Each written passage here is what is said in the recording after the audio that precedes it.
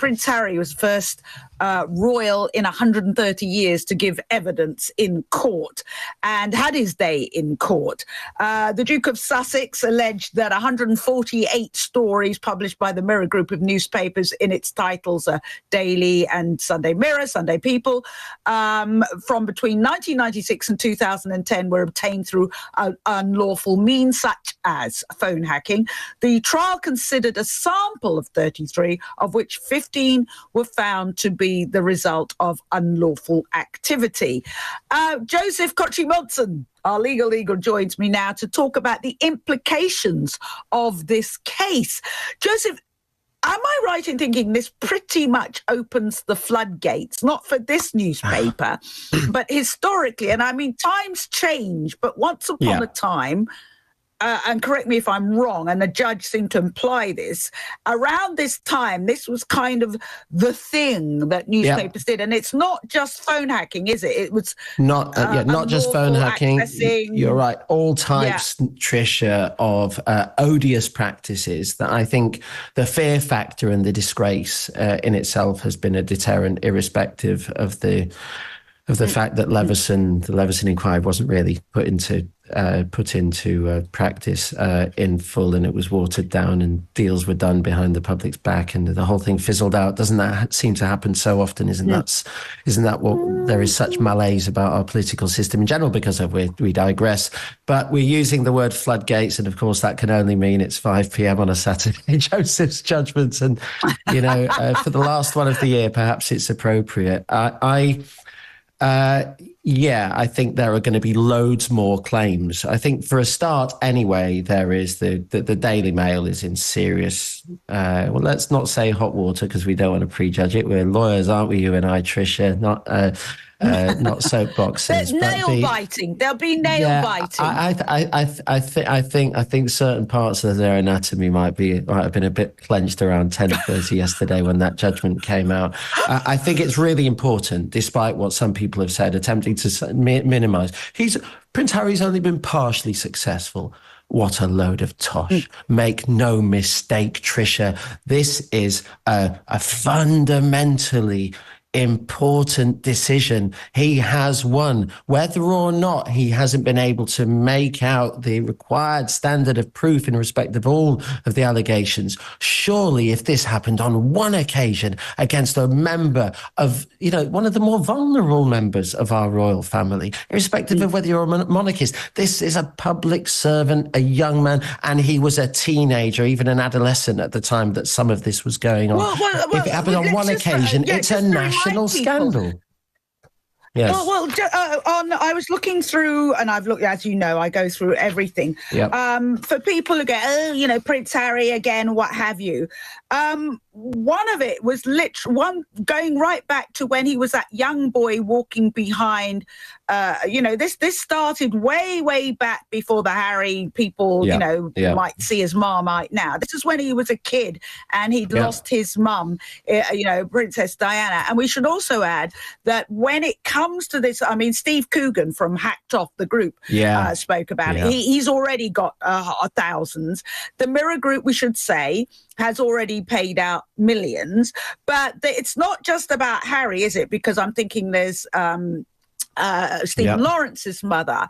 There's Liz, I think Liz Hurley, Hugh Grant. There's so many people. Yeah, Trisha, this second wave, imagine this for three people representing different walks of life who you would think garner general support between them. You've got Doreen Lawrence, the saintly crusader, anti-racism with dignity, Doreen Lawrence, Elton John and Prince Harry. They're just those three names that you might not find someone in the country who likes, that everyone in the country likes all three, but most of us like even one of them, Saturday Night's All Right for Fighting and all that. I just can't I have to say, I've got an instinct that some of these will settle now. I think that this will have scared the Jesus out of some of these newspaper proprietors. Yes, it's historic behaviour. Yes, I think a lot of it's been corrected. I think in respect of the organisations, the publishers and whatever else, I think probably they cleaned up their act anyway. I think they realised the game was up with the heat on that. And I suspect I'm not like you, an A-list celebrity. I don't know what it's like living with the paparazzi. I don't know whether it's gone up or whether it's gone down, but I suspect things for the stars have got easier. Here's the thing, Joseph.